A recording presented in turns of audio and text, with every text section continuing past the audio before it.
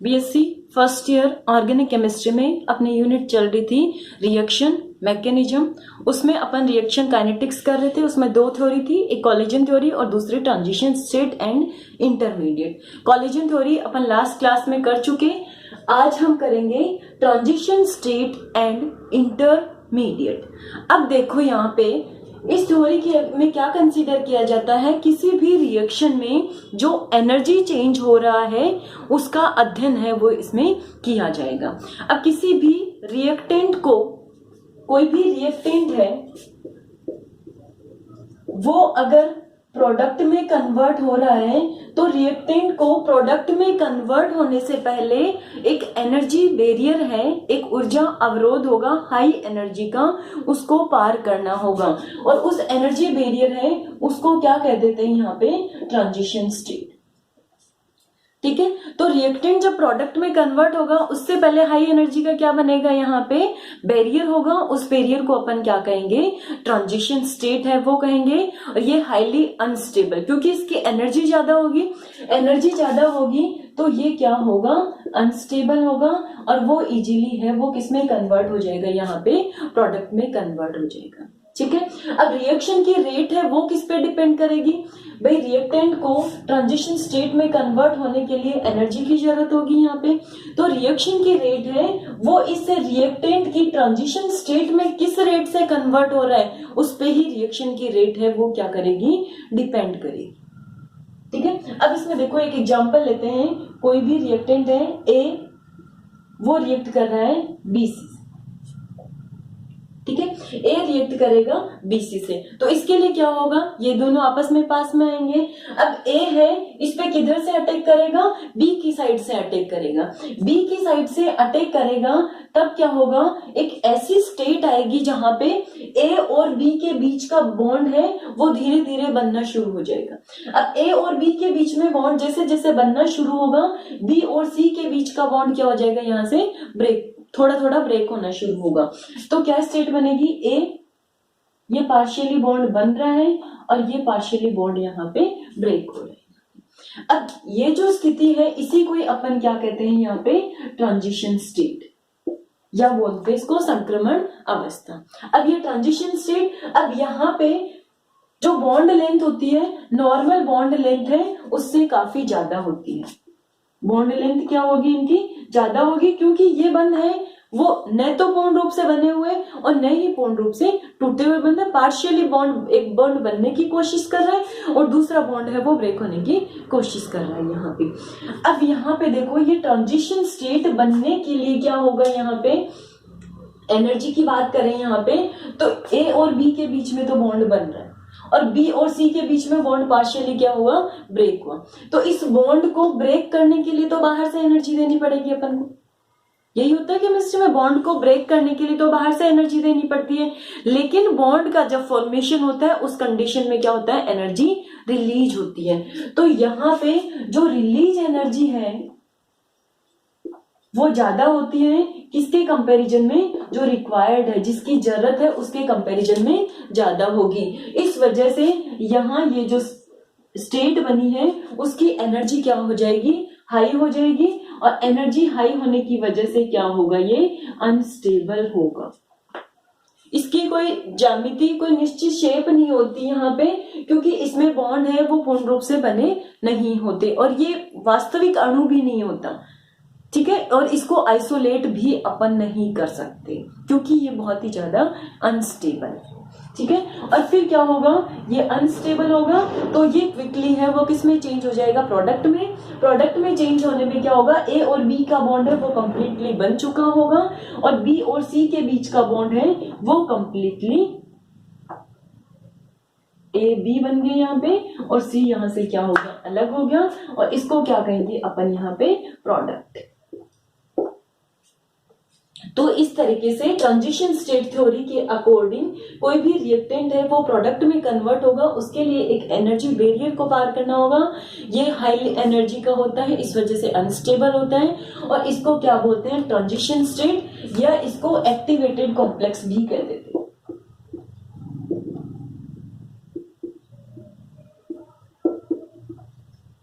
Activated complex है ये करके। अब रिएक्टेंट है ए और बी सी, ये एक रिएक्टेंट है और ये दूसरा रिएक्टेंट है। ए है वो बी की तरफ से टक्कर करेगा इसके साथ में, तो ए और बी के बीच का बॉन्ड बन जाएगा, बी और सी के बीच का बॉन्ड है वो अलग हो जाएगा यहाँ पे, ठीक है। इसको कहेंगे अपन ट्रांजिशन स्टेट। इसकी बॉन्ड लेंथ होती है वो वास्तविक बंध लंबाई है उससे काफी ज्यादा होती है, बॉन्ड वीक होते हैं इसके। अब यहाँ पे बॉन्ड के बनने में जो एनर्जी रिलीज हुई है वो बॉन्ड तोड़ने के लिए जो जरूरत वाली एनर्जी है उससे काफी ज्यादा होती है। इस वजह से क्या होता है, इस सिस्टम की एनर्जी ज्यादा होगी और ये हाईली अनस्टेबल होता है और ये इजीली किसमें कन्वर्ट हो जाएगा, प्रोडक्ट में कन्वर्ट हो जाएगा। अब इसमें देखो एक एग्जांपल लेते हैं, जैसे मीथेन की रिएक्शन करवानी है कोई भी हैलाइड मुक्त मूलक, एक्स रेडिकल है उसके साथ में रिएक्शन होगी, ठीक है। अब यहाँ क्या होगा, ट्रांजिशन स्टेट में क्या होगा, यहाँ पे H वाला बॉन्ड है, X और H है वो आपस में क्या करेंगे, धीरे धीरे बॉन्ड बनाना शुरू करेंगे और C और H के बॉन्ड है वो क्या हो जाएगा, थोड़ा ब्रेक होना शुरू हो जाएगा। तो C 3 हाइड्रोजन तो AGT से यहाँ पे, और ये हाइड्रोजन के बीच का बॉन्ड धीरे धीरे वीक हो जाएगा और ये X के साथ में बॉन्ड बनाना शुरू कर देगा। ये जो स्टेट है इसको अपन क्या कहेंगे, ट्रांजिशन स्टेट। ट्रांजिशन स्टेट कैसी होती है, अनस्टेबल होती है due to high energy, unstable है। और फिर फाइनली क्या होगा, ये बॉन्ड कंप्लीटली ब्रेक हो जाएगा और ये बॉन्ड है वो कंप्लीटली बन जाएगा यहाँ पे। तो यहाँ पे CH3 रेडिकल प्लस HX, इसको अपन क्या कहेंगे, यहाँ पे प्रोडक्ट में कन्वर्ट होंगे, ठीक है।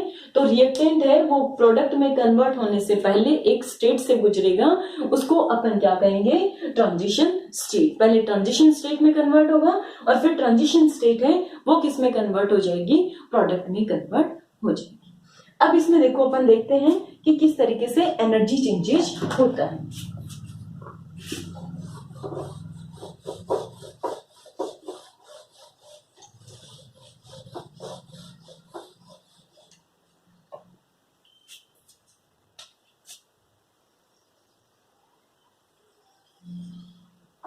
ठीक है, यहाँ पे प्रोग्रेस ऑफ रिएक्शन, रिएक्शन इस डायरेक्शन में आगे बढ़ रही है और यहाँ पे वाई एक्सिस पे अपन क्या ले लेंगे, पोटेंशियल एनर्जी। कोई भी स्पीसीज ले रहे हैं, रिएक्टेंट ले रहे हैं, प्रोडक्ट ले रहे हैं, उसकी स्थितिज ऊर्जा कितनी होगी, इसको ये वाला स्टेप है वो दर्शाएगा। अब यहाँ देखो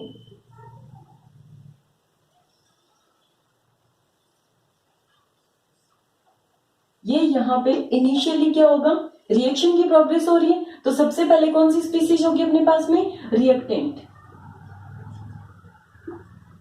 ठीक है। अब इन रिएक्टेंट्स को ट्रांजिशन स्टेट में कन्वर्ट होने के लिए कुछ एक्स्ट्रा एनर्जी की जरूरत होगी। यहाँ पे इसको डेल्टा G1 स्टार से नोट कर देते हैं और इसको क्या और क्या कह सकते हैं अपन, एक्टिवेशन एनर्जी, रिएक्टेंट को प्रोडक्ट में कन्वर्ट होने से पहले। और ये जो हाई एनर्जी की स्टेट है इसको अपन क्या कहेंगे, ट्रांजिशन स्टेट, या और क्या कह सकते हैं अपन इसको, एक्टिवेटेड कॉम्प्लेक्स।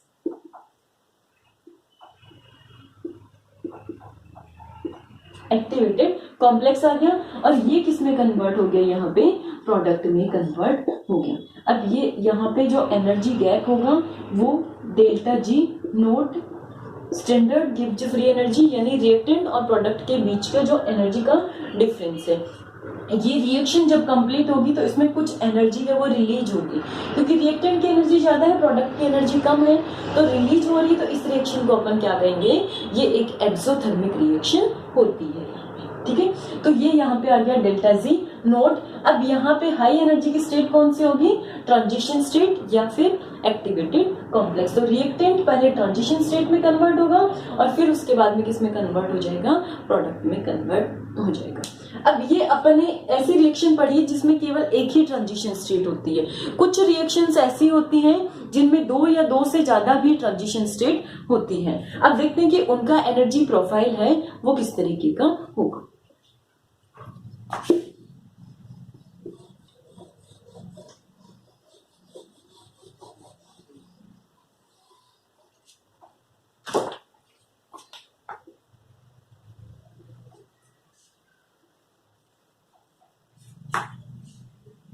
दो डायग्राम अपन कंपैरेटिव बनाते हैं।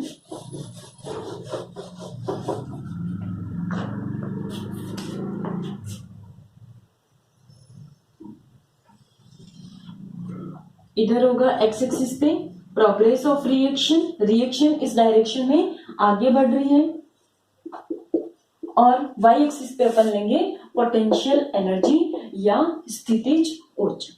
ठीक है, अब यहां पे ये रिएक्टेंट है,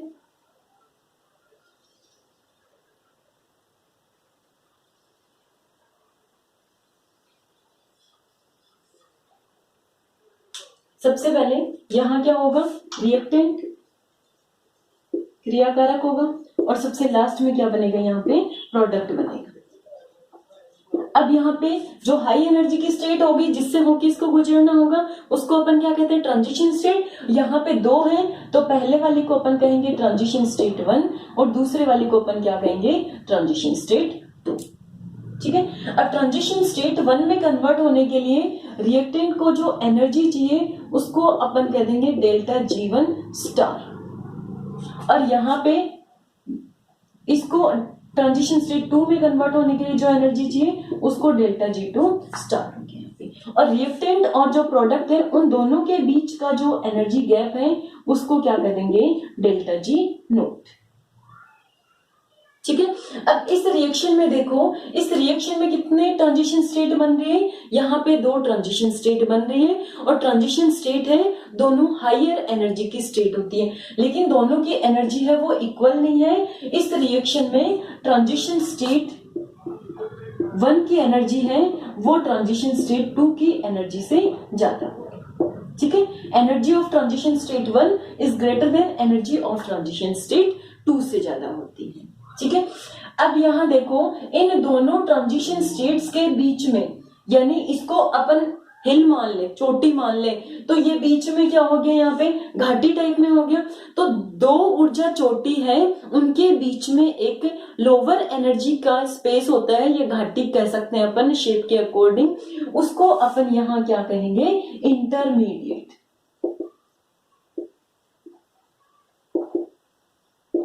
ठीक है, तो जहां पे दो ट्रांजिशन स्टेट बनेगा उसके बीच में ये घाटी जरूर होगी, और उसी को अपन क्या कहेंगे, इंटरमीडिएट कहेंगे। इंटरमीडिएट एक वास्तविक अणु है, पिछले क्लासेज में अपन पढ़ चुके हैं कौन कौन से, कार्बोकेटाइन, कार्बेनाइन, ये सब इंटरमीडिएट्स ही तो है। तो ये इंटरमीडिएट होता है, और ये अनस्टेबल भी हो सकता है और ये स्टेबल हो सकता है, लेकिन ये ट्रांजिशन स्टेट से डिफर है, क्योंकि ट्रांजिशन स्टेट है वास्तविक अणु नहीं होता, इसमें कुछ बंध पार्शियली टूटे हुए होते हैं, कुछ बॉन्ड है वो पार्शियली बने हुए होते हैं, लेकिन इसमें जितने भी बॉन्ड होंगे वो वास्तविक कोवेलेंट बॉन्ड होंगे, और ये वास्तविक अणु होगा। तो इन दोनों में अगर अपन कंपैरिजन करेंगे तो ज्यादा स्टेबल कौन होगा, इंटरमीडिएट होगा, क्योंकि इंटरमीडिएट की एनर्जी क्या होती है, कम होती है।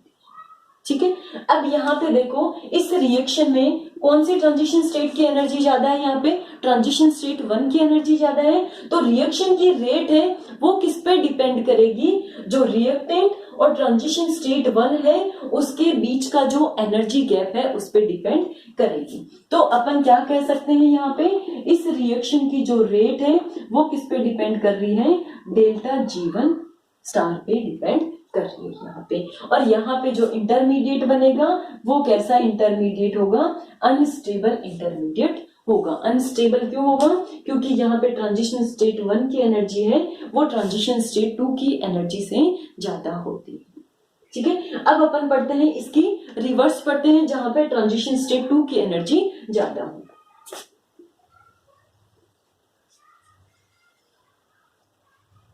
इधर प्रोग्रेस ऑफ रिएक्शन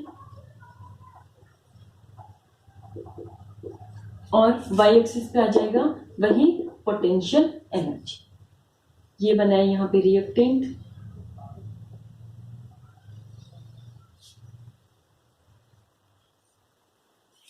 ठीक है, ये बना दिया। यहाँ पे क्या होगा, ये रिएक्टेंट है, ये प्रोडक्ट है, ये यहाँ पे ट्रांजिशन स्टेट 1, ट्रांजिशन स्टेट 2, बीच में ये घाटी वाली जगह क्या होगी, इंटरमीडिएट होगा।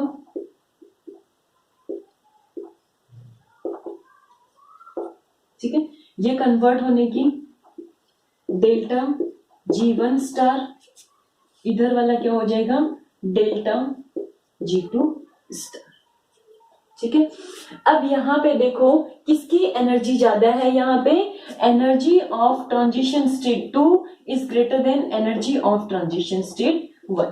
ट्रांजिशन स्टेट 2 की एनर्जी है वो ट्रांजिशन स्टेट 1 की एनर्जी से ज्यादा होगी। तो रिएक्शन की रेट है वो किस पे डिपेंड करेगी, यहाँ पे जो इंटरमीडिएट और जो ट्रांजिशन स्टेट 2 है इन दोनों के बीच का जो एनर्जी गैप होगा उस पे रिएक्शन की रेट है वो डिपेंड करेगी। ठीक है, तो यहाँ ये कम एनर्जी की है और यहाँ पे जो इंटरमीडिएट बनेगा वो कैसा इंटरमीडिएट होगा, एक स्टेबल इंटरमीडिएट का यहाँ पे फॉर्मेशन होगा। तो इस तरीके से दो रिएक्शंस देखी अपन ने, एक में अनस्टेबल इंटरमीडिएट बन रहा है, दूसरे में स्टेबल इंटरमीडिएट। अनस्टेबल किस में बनेगा, जिसमें ट्रांजिशन स्टेट 1 की एनर्जी ज्यादा होगी, और स्टेबल किस में होगा, जिसमें ट्रांजिशन स्टेट 2 की एनर्जी है वो ज्यादा होगी। इसमें रिएक्शन की रेट है वो इस एनर्जी गैप पे डिपेंड करेगी, और यहाँ पे रिएक्शन की रेट है वो इधर वाले एनर्जी गैप पे डिपेंड करेगी। तो इस तरीके से अपन ने कंपैरेटिव कर लिया कि किस तरीके से एक से ज्यादा जब ट्रांजिशन स्टेट्स बनती हैं तो उस कंडीशन में एनर्जी चेंजेस किस तरीके से होता है। ठीक है, अब इंटरमीडिएट केवल उन्हीं रिएक्शन में बनता है जहां पे 2 या इससे ज्यादा ट्रांजिशन स्टेट बनती हैं। तो कोई भी रिएक्शन जब 2 से ज्यादा स्टेप्स में कंप्लीट होती है उसी रिएक्शन में इंटरमीडिएट बनता है। ठीक है, तो अब अपन करते हैं थोड़ा सा डिफरेंस कर लेते हैं कि ट्रांजिशन स्टेट और इंटरमीडिएट में क्या डिफरेंस होता है।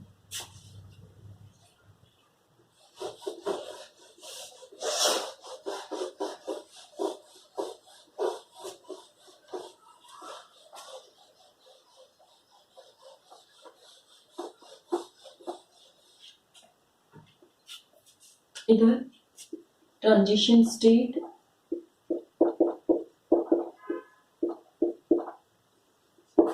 और ये आ जाएगा इंटरमीडिएट।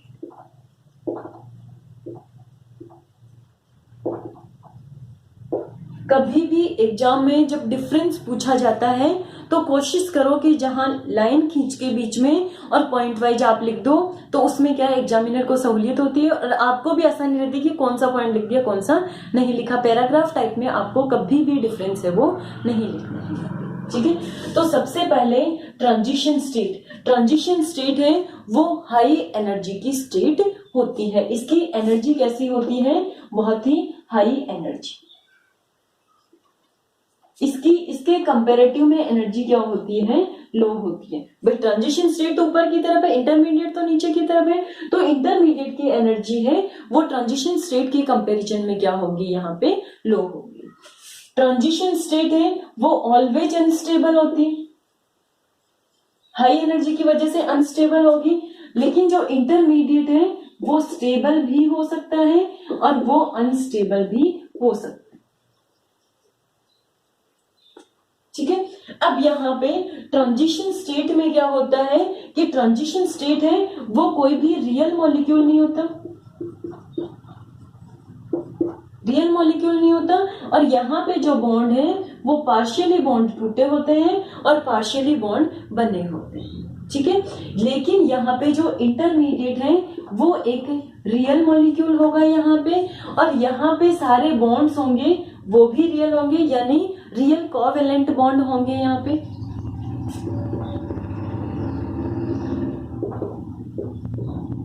कोवेलेंट बॉन्ड है वो इसमें प्रेजेंट होंगे और इसकी एक निश्चित शेप होगी, ज्योमेट्री होगी।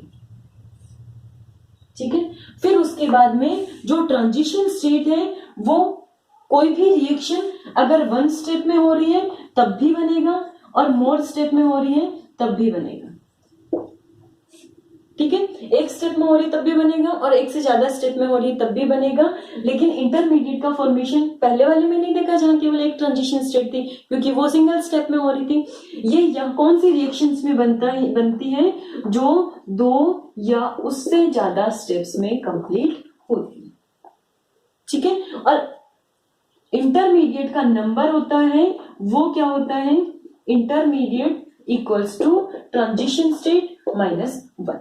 ट्रांजिशन स्टेट का नंबर है उससे एक कम होगा। जिस तरीके से लास्ट वाले दोनों रिएक्शंस में अपन ने देखा ट्रांजिशन स्टेट 2 थी तो इंटरमीडिएट कितना था उसमें 1 है। पहले वाला देखा जिसमें केवल इस तरीके से बनाया था तो इसमें एक ही ट्रांजिशन स्टेट है तो यहाँ पे कोई भी इंटरमीडिएट का फॉर्मेशन नहीं। तो इस तरीके से कभी कभार छोटा क्वेश्चन भी पूछ लेते हैं कि इंटरमीडिएट क्या होता है और ट्रांजिशन स्टेट क्या होती है, इन दोनों में डिफरेंस दीजिए। तो ये 4 पॉइंट है जो आपको नोट करना। ओके।